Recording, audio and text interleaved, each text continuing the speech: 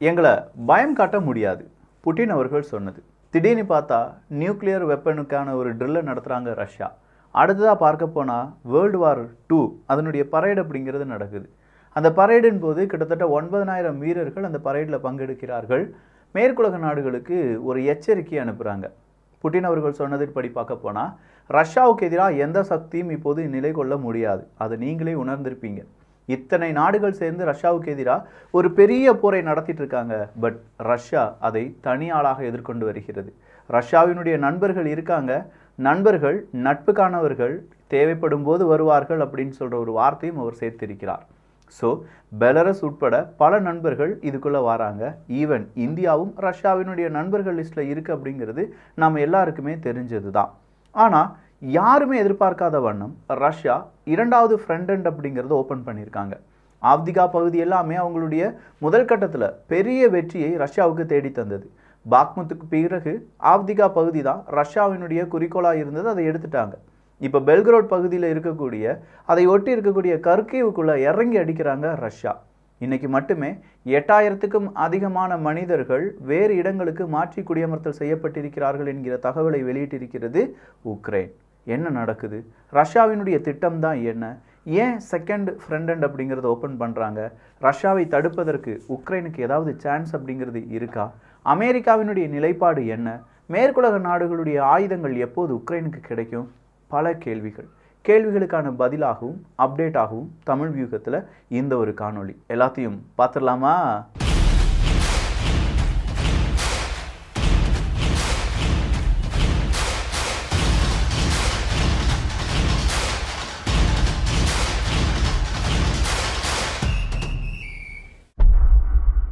Zelensky அவர்களை பொறுத்த வரைக்கும் ரொம்ப கடைசி காலத்தை நோக்கி உக்ரைன் நகர்ந்து கொண்டிருக்கிறது அப்படிங்கிறத நல்லாவே உணர ஆரம்பிச்சிட்டார். அதனால தான் எவ்வளவு சீக்கிரமாக அவருக்கு உதவக்கூடிய நாடுகள் உதவினால் மட்டும்தான் இனி எங்களால் சஸ்டெயின் பண்ண முடியும் அப்படிங்கிற வார்த்தையை தொடர்ச்சியாக சொல்லிக்கிட்டே இருக்கார் அப்படின்னு சொல்லலாம். அதுலேயும் குறிப்பாக அவருடைய சகாக்களே அவர் என்ன செய்ய ஆரம்பிக்கிறார் அப்படின்னா மறைமுகமாக அட்டாக் பண்ணுறாரு, இல்லாட்டி நேரடியாக பதவியை விட்டு தூக்குறார். இன்றைக்கி கூட ஸ்பெஷல் ஆப்ரேஷன் அப்படிங்கிறனுடைய சீஃபை 6 மாதத்தில் 2வது ஸ்பெஷல் ஆப்ரேஷன் சீஃப் அப்படிங்கிற மாதிரி மாற்றிருக்கார். ஸோ 6 மாதத்தில் ஸ்பெஷல் ஆப்ரேஷனுடைய சீஃப் 2 நபர்களை மாற்றியிருக்கிறார் ஜெலன்ஸ்கி அவர்கள் அப்படின்னு சொல்கிறதே அவருடைய படைப்பலம் எந்த அளவுக்கு பெரிய அளவில் பிரச்சனையில் மாட்டிகிட்டு இருக்கு அப்படிங்கிறது நம்மளால் உணர முடிகிறது. அது என்ன விக்கி, ஸ்பெஷல் ஆப்ரேஷனுடைய சீஃபை மாற்றின அவ்வளோ பெரிய பிரச்சனை அப்படின்னு பார்த்தா நம்முடைய இராணுவ தளபதியை திடீர்னு நம்ம எடுத்து மாற்றுறோம், தூக்குறோம்னு வச்சுக்கோங்க. அதன் பிறகு இன்னொரு இராணுவ தளபதியை கொண்டு வைக்கிறோம். எகெயின் அதே இராணுவ தளபதி அவர் 6 மாதத்தில் எகெயின் தூக்கிட்டு இன்னொரு நபரை வரவழைக்க போகிறோம் அப்படின்னு சொன்னால் நம்ம இராணுவத்துக்கும் நமக்கு ஏதோ சிக்கல் இருக்குது, நம்ம இராணுவத்தில் ஏதோ பயங்கரமான சிக்கல் இருக்குது அப்படிங்கிறது நமக்கு நல்லாவே புரியும். பார்த்தீங்களா? அதே மாதிரி தான் இதுவும். அப்போ இந்த ஸ்பெஷல் ஆப்ரேஷன் அப்படின்னு சொல்கிறத ரஷ்யா தானே சொல்லிட்டு இருந்தாங்க. இப்போ உக்ரைனுடைய ஸ்பெஷல் ஆப்ரேஷன் சீஃப் அப்படின்னு சொல்கிறியே அப்படிங்கிற ஒரு கேள்வி வரலாம். இந்த இடத்துல ரஷ்யா ஆக்குபைடு உக்ரைன் அப்படின்னு சொல்லி உக்ரைன் சொந்தம் கொண்டாடக்கூடிய இல்லாட்டி 4 ரீஜன் இருக்குது பார்த்தீங்களா? அந்த 4 ரீஜன்லேயும் ரஷ்யாவை அடிக்க வேண்டும், ரஷ்யாவை துரத்த வேண்டும் அப்படிங்கிற ஒரு ஸ்பெஷல் ஆப்ரேஷன் அப்படிங்கிறது இருக்குது. அதற்கான ஒரு சீஃப் தான் இப்போ மாற்றி அமைக்கப்பட்ட இன்னொரு சீஃப். புரியுதா உங்களுக்கு? அப்போ முக்கியமான தருணத்தில் முக்கியமான முடிவுகளை எடுக்கக்கூடிய ஒரு நபரை தான் 6 மாதங்களில் 2வது முறையாக மாற்றியிருக்கிறார் ஜெலன்ஸ்கி அவர்கள். அவங்களுடைய ப்ரோக்ரஸ் சரியில்லை, அவங்களுடைய இழப்புகள் அதிகமாகிட்டு இருக்கு, அவங்களுக்கு உதவக்கூடிய நாடுகள் இந்த இழப்புகளை பார்த்து பயப்படுறாங்க, உக்ரைனுக்கு உதவணுமா வேண்டாமா அப்படிங்கிற செகண்ட் தாட்டுக்கு போகிறாங்க. அந்த செகண்ட் தாட் வந்தாலே உக்ரைனுக்கான உதவிகள் கிடைக்காது.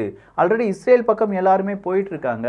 இது இப்படியே போயிட்டு இருந்துச்சுன்னா அடுத்தா நம்மளால் என்ன செய்ய முடியும் அப்படிங்கிற பல கேள்விகளுடன் ஜெலன்ஸ்கி அவர்கள் இப்படி பல நபர்களை அவருடைய பதவியிலிருந்து தூக்கி எறிந்து வருகிறார் அப்படின்னு சொல்லலாம். அடுத்ததாக இருக்கக்கூடிய இன்னொரு கேள்வி, இல்லை இந்த ஸ்பெஷல் ஆப்ரேஷனுடைய சீஃபை மாற்றிட்டாரு ஜெலன்ஸ்கி அவர்கள் அப்படின்னு நீங்கள் நினச்சிங்கன்னா இன்னொரு விஷயமும் இருக்குது. அவங்களுடைய படை வீரர்களுடைய எண்ணிக்கையும் அவர் குறைக்க ஆரம்பிச்சிருக்கார். முதல்ல பெரிய பெரிய பிரிகேடாக போயிட்டு இருந்தது. இப்போ குட்டி குட்டி பெட்டாலியன் ஃபோர்ஸ் மாதிரியான ஒரு குட்டி மூவ்மெண்ட்டை பண்ணலாம் அப்படின்னு சொல்லி ஒரு 6 மாதத்துக்கு முன்னாடி திட்டம் வகுத்தார்கள். காரணம் ரஷ்யாவினுடைய படை அப்படி தான் குட்டி படையாக மாற்றினாங்க. அதனால தான் அவங்களுடைய ஃப்ரண்ட் லைனில் 7 லேயர் 8 லேயர் அப்படிங்கிறது போச்சு. நேற்று கூட கர்கீவ், ரஷ்யாவினுடைய பெல்கரோட் பகுதி கர்கீவ் எல்லையில் அவங்களுடைய ஃப்ரண்ட் லைன் எப்படி தெரியுமா போச்சு? ரஷ்யாவினுடைய ஃப்ரண்ட் லைன் போனது எப்படின்னா அவங்களுடைய கவச வாகனங்கள் அணிவகுக்க அதன் பின்னாடி அவங்களுடைய இராணுவ வீரர்கள் உள்ளே நுழைகிறார்கள் அப்படிங்கிறதான் கிடைத்திருக்கக்கூடிய தகவல். பீரங்கிகளை பயன்படுத்தலை, பெரிய அளவில் ஆர்டிலரியை பயன்படுத்தாமல் கவச வாகனங்களை மட்டும் வைத்து எல்லையை கடந்தார்கள் அப்படின்னு சொல்கிறத அக்செப்டே பண்ண முடியலை. அப்போ அந்த அளவுக்கு யார் வீக்காக இருக்காங்க, எதிரணி வீக்காக இருக்காங்க அப்படிங்கிறத ரஷ்யா உணர்த்துகிறார்கள். இதை கேட்கக்கூடிய நாடுகள் என்னையா வெறும் கவச வாகனங்களை வச்சு ஃப்ரண்ட் லைன் வந்து அடித்து உள்ளக்க போயிட்டாங்களா அப்படிங்கிற மாதிரி பல கேள்விகளை கேட்டிருந்தாங்க. அப்போ உக்ரைன் இராணுவம் என்ன செய்து கொண்டிருக்கிறது அப்படின்னா, அந்த ரீஜனில் ரஷ்யாவினுடைய கை ஓங்கி வருகிறது. அதை உக்ரைனுடைய பல நபர்களும் மெய்ப்பிக்கும் வகையில் அவங்களுடைய செய்தியெல்லாம் வெளியிட்டார்கள். கர்கீவனுடைய மேயர் என்ன சொல்கிறாருன்னா, ஆமாம் எதிரிப்படை வந்தது, நாங்கள் மறுபடியும் தடுத்து நிப்பாட்டினோம், இப்போ எதிரிப்படை அதே இடத்துல ஸ்டாக்னண்டாக நிற்கிறாங்க, பட் இன்னும் ஃபோர்ஸ் எங்களுக்கு வேணும், இன்னும் ஆயுதங்கள் வேணும், இல்லாட்டினா எதிரிப்படை உள்ளே வந்துடும் அப்படின்னு சொல்லி கர்கே ரீஜன்லேயும் அவங்களுடைய அடுத்த கட்ட நகர்வு அப்படிங்கிறத ரஷ்யா செய்ததுனால பதறி போய் நிற்கிறாங்க உக்ரைன். ஆனால் இந்த தருணத்தில் மேற்குலக நாடுகள் சரியான உதவிகளை செய்கிறார்களா அப்படின்னு பார்த்தா இல்லை. எல்லாருமே அவங்களுடைய உதவிகளை செய்யாமல் எவ்வளவு ரூபாயை கமிஷன் அடிக்கலாம் அப்படின்னு தான் பார்த்துட்டு இருக்காங்க. உதாரணத்துக்கு பெல்ஜியத்தெலாம் நீங்கள் எடுத்து பாருங்கள், ரஷ்யாவினுடைய அசட்ஸை ஃப்ரீஸ் பண்ணதுனால பெல்ஜியத்துக்கு கிடைச்ச வருமானம் கிட்டத்தட்ட 4 பில்லியனோ 5 பில்லியனோ. இந்த 4 பில்லியன் டேக்ஸ் வருமானம் மட்டும். அப்போ 400 பில்லியன் அசட்ஸில் டேக்ஸ் அப்படின்னு சொல்லி கார்ப்பரேட் டேக்ஸ் அப்படின்னு சொல்லி அடைச்சி ஒரு 25% எடுத்துக்கிறாங்க. அப்படி எடுத்து அந்த வருமானத்தை என்ன செய்கிறாங்க பெல்ஜியம் அப்படின்னு கேட்டால், நாங்கள் உக்ரைனுக்கு உதவியாக செஞ்சோன்னு சொல்கிறாங்க. உக்ரைனுக்கு அவங்க உதவி செஞ்சதே வெறும் 400 மில்லியன் 500 மில்லியன் அமெரிக்க டாலர் தான். அவங்களுக்கு கிடைச்சது 4 பில்லியன். அப்போ ஒவ்வொரு நாடும் ஈச் அண்ட் எவ்வரி செக்டார்ஸில் உக்ரைன் ரஷ்யா யுத்தத்தை எப்படி அவங்களுக்கு தகுந்ததுபடி மாற்றிக்கொள்ளலாம் அப்படிங்கிற ஒரு யோசனையில் தான் இருக்காங்க.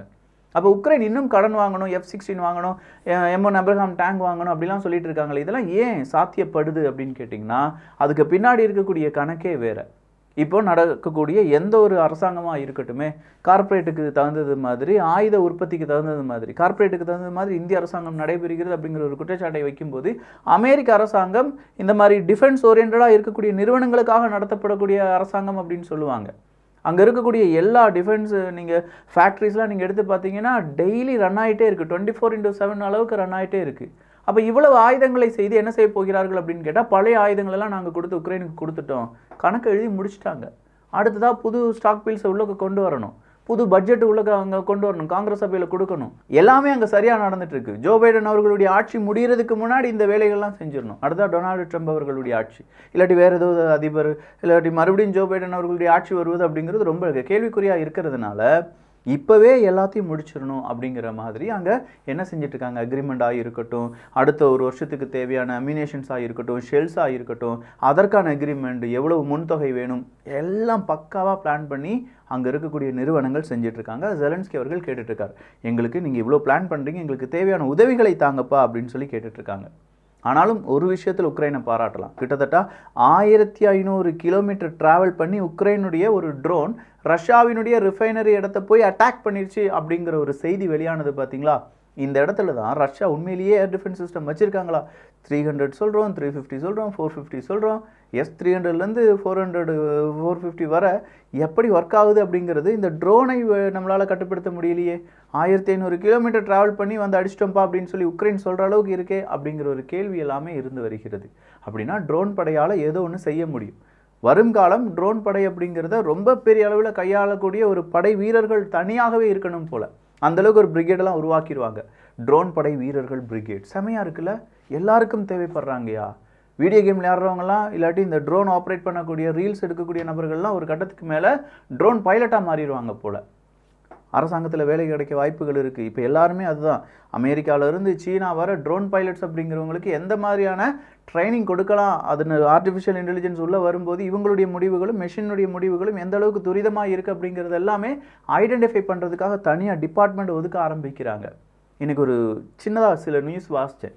கேட்கெட்ஸ் புதுசாக வந்திருக்கக்கூடிய கேட்கெட்ஸ் பார்க்கும்போது ட்ரோன் சம்மந்தமாக வந்திருக்கக்கூடிய கேட்கெட்ஸ் தான் ரொம்ப அதிகமாக இருக்குது. துபாயில் மிகப்பெரிய அளவில் எல்லாருமே என்ன செய்ய ஆரம்பிச்சிட்டாங்க, இந்த மாதிரி ட்ரோன் இல்லாட்டி பறக்கும் டாக்ஸி. சவுதி அரேபியாவில் நீங்கள் ஹஜ் பயணத்தெல்லாம் எடுத்துக்கோங்களேன், ஹஜ் பயணத்தின் போது அவங்க சொல்கிறாங்க, இந்த வருடம் நாங்கள் ஃப்ளையிங் டாக்ஸி அப்படிங்கிறத இம்ப்ளிமெண்ட் பண்ணிடுவோம். ஸோ ஃப்ளையிங் டாக்ஸி என்றைக்கோ நாம் பல படங்களில் இல்லாட்டி ஃபிக்ஷன் நியூஸ் நாவல் ஏதாவது வாசிக்கும் போது கேட்டிருப்பாங்க. இன்றைக்கி அது சாத்தியமாகிவிட்டது.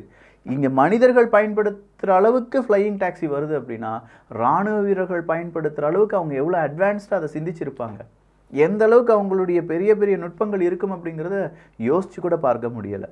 அப்போ இவ்வளோ நாள் நம்ம பார்க்க போகிறெல்லாம் சும்மா ஜுஜுபி, நீ வரக்கூடியதான் மெயின் பிக்சர் அப்படிங்கிற மாதிரி டெக்னாலஜி அட்வான்ஸ்ட் ஆகிட்டே இருக்குது. கிட்டத்தட்ட 2500லேருந்து 6000த்துக்கும் அதிகமான மனிதர்கள் கர்கிவ் ரீஜன்லேருந்து வெளியேற்றப்பட்டிருக்கிறார்கள். கர்கிவ் ரீஜனில் ரஷ்யாவினுடைய அந்த ஒரு கை ஓங்கி இருக்கிறது அப்படிங்கிற செய்தியும், யூகேனுடைய டிஃபென்ஸ் மினிஸ்டர் என்ன சொல்லியிருக்காங்கன்னா, ரஷ்யாவினுடைய ஃபைட்டர் பிளேன் மேபி அவங்களுடைய சிட்டிக்குள்ளேயே குண்டுகளை வீசி விடும். ஏன்னா பெல்கிரோட் பகுதியில் இன்றைக்கி என்ன செஞ்சுட்டாங்க, அவங்களுடைய ஃபைட்டர் ஜெட் அப்படிங்கிறது ஒரு குண்டை வீசி விட்டதாக தகவல்கள் வெளியாகி இருக்கிறது. மே மாதம் 4ஆம் தேதி நடந்த இந்த ஆக்சிடெண்ட்டை இன்றைக்கி தான் யூகேனுடைய இன்டெலிஜென்ஸ் ரிப்போர்ட் வெளியில் கொண்டு வந்திருக்காங்க. அப்போ இதே மாதிரி மால் ஃபங்க்ஷன் ஆகக்கூடிய மிசைல்ஸாக இருக்கட்டும், ஃபைட்டர் ஜெட்ஸாக இருக்கட்டும், எல்லா இடங்களிலுமே நடந்துட்டு தான் இருக்குது. ஈவன் இஸ்ரேலில் கூட அயன்டோம் சரியாக ஒர்க் ஆகலை அப்படிங்கிறத இந்த ஊடகங்கள் சொல்லியிருக்க மாட்டாங்க. ஏன்னா அயன்டோம் ஒர்க் ஆகலைன்னு சொன்னால் அமெரிக்காவினுடைய ஃபண்ட் என்ன ஆகுது, அமெரிக்காவினுடைய பெயர் என்ன ஆகுது, அந்த நிறுவனத்தினுடைய பெயர் என்ன ஆகுது அப்படிங்கிறது எல்லாமே பெரும் கேள்வியாக மாற்றப்பட்டு விடும். ரஷ்யாவினுடைய ட்ரூப்ஸை பொறுத்த வரைக்கும் நாங்கள் 5 செட்டில்மெண்ட், கர்கிவ் ரீஜனில் இருக்கக்கூடிய 5 செட்டில்மெண்ட்டை எங்களுடைய கண்ட்ரோலுக்கு கொண்டு வந்திருக்கோம் அப்படின்னு சொல்கிறாங்க.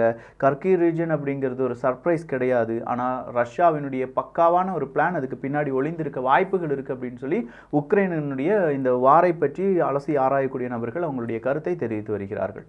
அப்போ என்ன பிளானாக இருக்கும் ரஷ்யாவுக்கு கர்கிவ் ரீஜன் அப்படின்னு சொல்லும்போது, உக்ரைனுடைய 2வது பெரிய சிட்டி, அந்த பிளான் என்ன அப்படிங்கிறதுலாம் தொடர்ச்சியாக வியூகத்தில் பார்த்துடலாம். அஸ் யூஷுவல் வியூகத்தில் இனிமேல் நல்ல வீடியோக்கள் கண்டினியூஸாக வரப்போகுது. நல்லதை பகிர்ந்து நல்ல சமுதாயத்தை உருவாக்குவோம். நன்றி, வணக்கம்.